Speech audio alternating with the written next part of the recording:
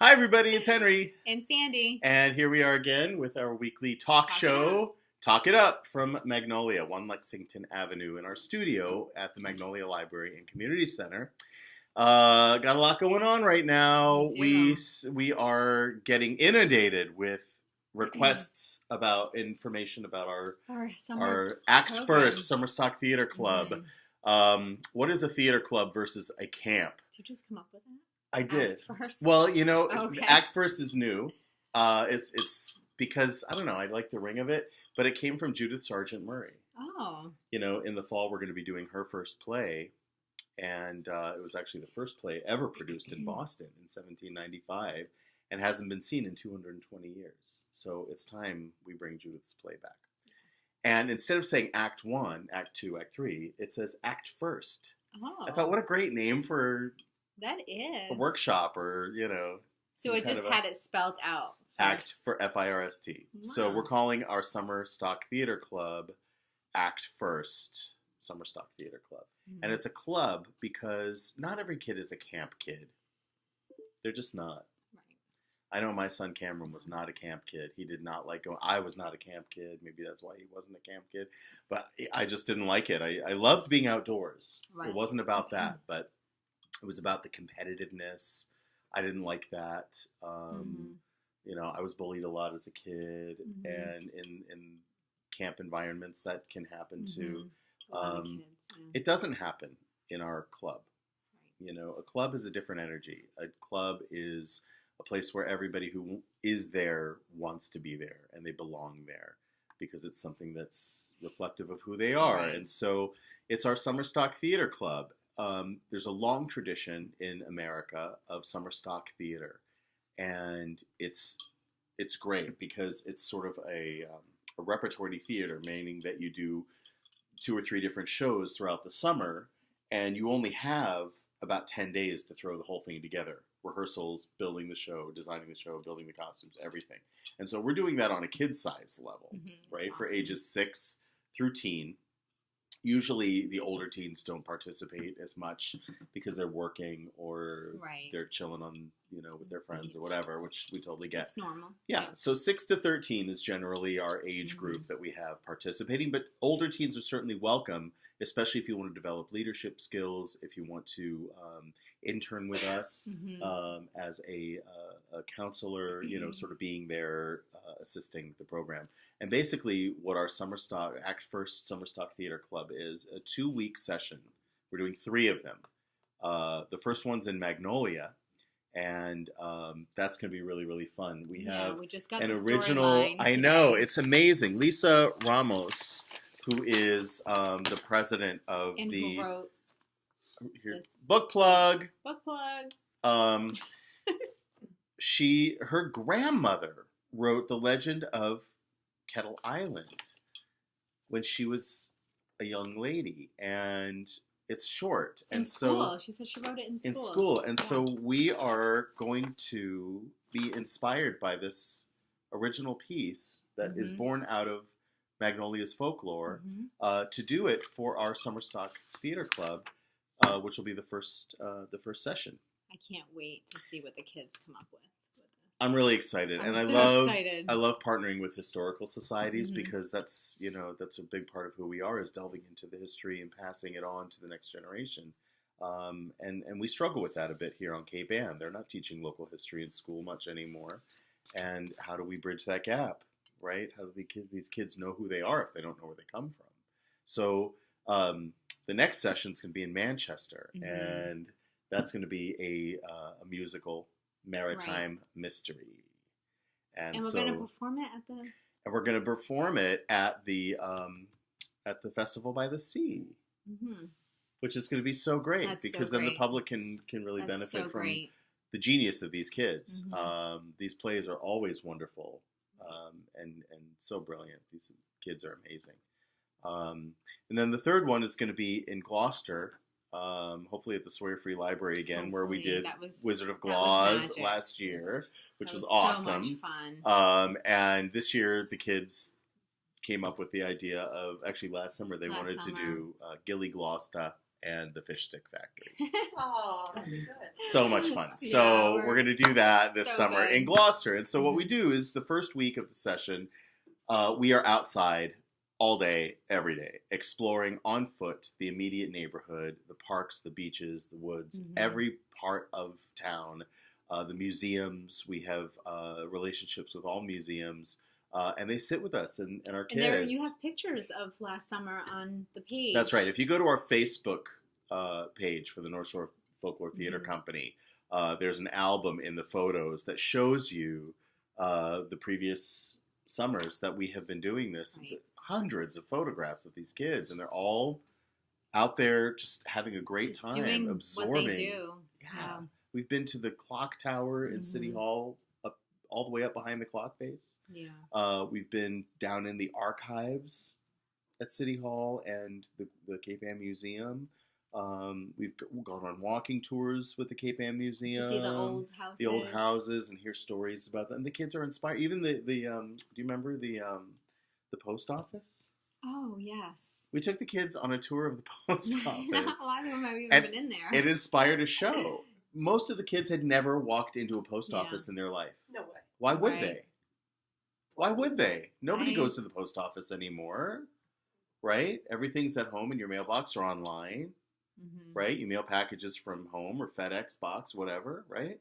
So these kids had never been to the post office, and they were blown away by all these little boxes with numbers and little windows on them, and the code that you had to put in to open the door. And so they had the idea that what if these were time machines and the number on the box corresponded to the year that portal would take you to, right? And so they came up with this brilliant idea that there was a game show, Mystery in a Mailbox, and they got sucked into the mailbox and transported through a wormhole to that, 1350 or something, if the box number was 1350.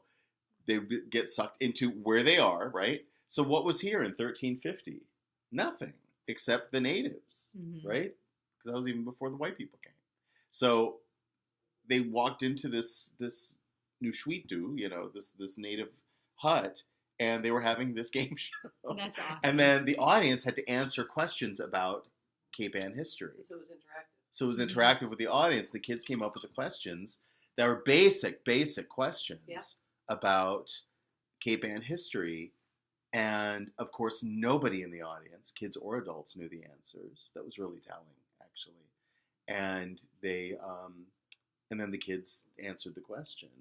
And the kid who answered the question won a new time machine to take them to another period in Cape Ann's history. So it was actually really wonderful, That's and a lot I'd of love to fun. develop That sounds that great. even It's a more. nice, history Maybe work with the lesson. schools. Wouldn't that be a wonderful history That would be a semester? great history. A time machine. Yeah, I love Great it. for a semester to So, do that.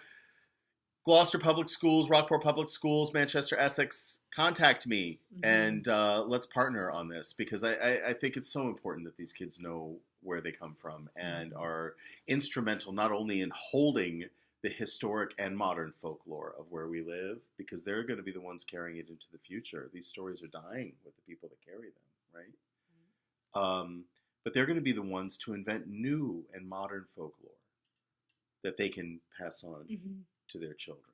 Mythology and legend, they don't belong only in the past, right? So let's really acknowledge that these kids are creative and let them be inspired, like so That many they're other curious, creative people, too. artists who have come Right. here, forever. They are curious, Completely curious. So it's just giving them the right tool to. Well, bridge and the that tool curiosity. is the land where they live, and Yeah. it's the beaches and the woods and the museums and the people. Right. Ultimately, it's the people. Yes. A couple years ago, we actually remember last year too, we took the water taxi over the Yes. Rocky Neck, and the kids interviewed the artists over there. And out of those interviews came a main stage production, Murder on Rocky Neck, the opera. Right. That was inspired by those conversations. So you never know what's going to turn into a full-scale theater production in our company. So get your kids involved. You go to our website now, northshorefolk.org, and go to our youth theater page, Mhm. and there's a registration form there. Fill it out, attach a photo of your child. You can mail it in to us. You can drop it off with us. It's important to note as well that we have sort of adjusted our model a little bit because we're doing some field research now, and I actually have a link in the doobly-doo right below here to a survey, a parent survey that we are doing for the first time because, you know, we're in our 5th season and we want to keep serving the community in the best way we can. So we need your feedback. Mhm.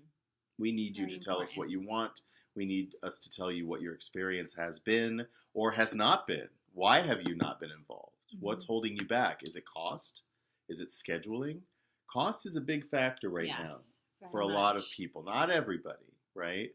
So, you know, ultimately we are a service organization to this community Mhm. and we want to make our work accessible to everyone, regardless of economic status. So we have decided to adopt a new model where we're essentially free to the public. If you would like to donate for our services, or if you would like to volunteer, if you can't give money, that's great. If you're a business or an individual who would like to Mhm. sponsor our company, those doors are wide open now because Right. we need you in order to function. We need to rely on our community as we always have, but now even more because we expect that now that we are a free company, that means our programs, that means our tickets, Mhm. everything. We've never turned anyone away for lack of ability to pay. And those conversations have always been kind of private. If a family has come to us That's and right. said, you know, listen, I'd love to have my kids involved, but we can't even afford a Y program, let alone anybody else. We just Mhm. can't afford it. And my message has always been what? Come anyway, Come anyway. right? Show up. Just show Mhm. up. It's more important that your children are here having these experiences. The message is, you guys, your kids are more important than money. Your kids are more important than money. Hear me now, right? So get them involved. Your kids are more important than the money. Do we need money to operate? Absolutely, right? We're a business. We're a nonprofit organization. We have, you know, expenses, absolutely, to bring what we bring. At the same time, we don't want to limit what we're able to offer to only people who can pay Mhm. with cash, Right. right? So if you can, great. We love you. Mwah. Thank you. And sponsor another kid or two if you can, Mhm. right? To be involved. If you can't, come and volunteer or be a part of it somehow. You know, get on our Talk It Up Big Mouth Mamas Big group mouth mamas, on- talk it up. on our Facebook page and talk it up. Spread the word. I How much love what does it you just cost to said. sponsor a kid? How much does it cost to sponsor a kid? You know what? This is the first time I've heard you say that, and I was actually going to say sponsor a kid. That is just such a beautiful way to put it. Yep. You know, because I know I come across children all the time that I say, I wish I could put them through our programs. You know, like I wish I could just take their hands and walk them right over to the theater and say, here, you know, but I don't know, it's a donation. It's So, a donation, and well, our programs to- have been what, a couple hundred for the 2 week yeah, session. last summer was like $225. $225 I for the 2 week session Yeah. is what we've charged in the past. It's a bargain. And Yeah. and according, you know, if you look at any other program around, we really wanted to be accessible, and even that is really, really tough. When you think of, this is a Mhm. full day program. This is 9 to 4 every day, and this is not only learning theater skills, but it's life skills. Right. So much of what we do are life skills, building Well, I've self-esteem. I've sponsored my 2 children by In an exchange. I That's right. volunteer. I'm very active in the theater. Yeah, Sandy is one of our biggest volunteers. She's got 2 kids who are involved in Mhm. our programs and in our productions, and her exchange is her time and her creative talent and energy, and we co-teach together. Right. You know, I'm a volunteer And in it the wasn't company. planned, it just happened. It just you know? happened. You know, I don't have any kids anymore to be involved in the company, but it's, you know, I started this ball rolling, and I feel like I have a responsibility in my mind to this community to be of service. That's why I'm here. Mhm. And for that reason, and I don't mind living simply. You know, I really don't mind. My investment is in this community, and not just the children, but in the adults as well. Right. Right? And So the the youth, question yeah. is, how much is it to sponsor a kid in this program? Probably around 200, 225, somewhere around there is what we calculated in the past. It's a lot of bang for your buck. It's a lot of bang for your buck, and Or you could trade and say, I want to sponsor this child, but what can I do for you? I can help. or you can do both. You could do both. Come chaperone a couple days with us. That's right. Do you have a van or a bus? Yeah. Come. Let's hang go out. on a little road trip. We don't know what this is going to look like. No. Our new model. So, I mean, last summer we had how many kids? 6, 8, We had per group, I think around 9. Yeah. 9. And it So was just you and sometimes I. smaller. Yeah. So if we double or triple that, it'd be nice to have some chaperones on a list that we can call to come just, supervise with us. Well, and we should say too that we have, since we opened our doors, we've had an open door policy. Right. Parents are always welcome to Always. come and hang out with us in our workshops and rehearsals. Be involved. Right. This is one of the great things about theater is that you can create memories with your kids Mhm. in theater together. When you're out on if you have your kids involved in sports, which is great too, you can't get out on the field with them. Yeah. Maybe you can coach, right? But that's just one parent. You can't get out on the field and play with them. In the theater, you can actually get on stage and play with them. Mhm. You can help with costuming, you can help with lighting and sound and all of that. We need all of these things to operate. We are a volunteer organization. We rely on volunteers. We rely on the generosity of our community in order to keep us afloat. And you have for 5 years. And we want to just be really clear about our model Yes. now that we're working. We've always said in the newspapers, ask Gail McCarthy, in every article that she's written about us, she has always said no one will be turned away for lack of ability Mhm. to pay. She has always said that. We have always said that. Our shows have always been a suggested donation of $15 to $20 or $15 to $30 depending. And It's and been so the lovely. message has always been there. Right. But now we're saying outright, you know what? We're free. We are a free organization that needs the support of its community in order to operate. And it's a little bit different message, I think. I think it's cleaner. I think And then so. people don't question it as Yeah. much. We won't really have someone at the door, and it's different. It's just like come and have fun, just show up, and we don't bring up that conversation. It's not like, well, here's the check. Just go to the website and donate on there, and do we what don't have you're to know able to how do. much you're do donating. what's in your budget. That doesn't have to be any We've part had of it. people donate $2,000. We've had Right. people donate $40,000. We've had people donate $10. We've had people donate We're here. whatever. Yeah. Magnolia. Yeah, we have a gift from a community member that's keeping us here in Magnolia for the year. So Only feels good to pay it forward. it does, and we're doing such good work, and we want people to know about it. So talk it up, please. Anything else we need to talk up before we go on to talk it up more? I think that's good. I mean, Granny is I coming think up. Granny We is are coming up. We've casting already talked kids about for Granny. that. It's worth repeating. We're going to start rehearsals soon in the next couple weeks. So if you Right. want to have your kids involved in Granny, which is our spoof of Annie, it's a musical. It's going to be great. It's really, really fun. great. It's going to be a lot of fun, the and kids it's are going to be ready. an all kids cast except Tommy. Tommy so Sousa's Tommy playing and Granny. kids. They voted and they decided nobody else could play Granny. Some of them looked at me, and I said, "Nope." Nobody looked at me. Nobody looked at you. That's all right. I'll direct it.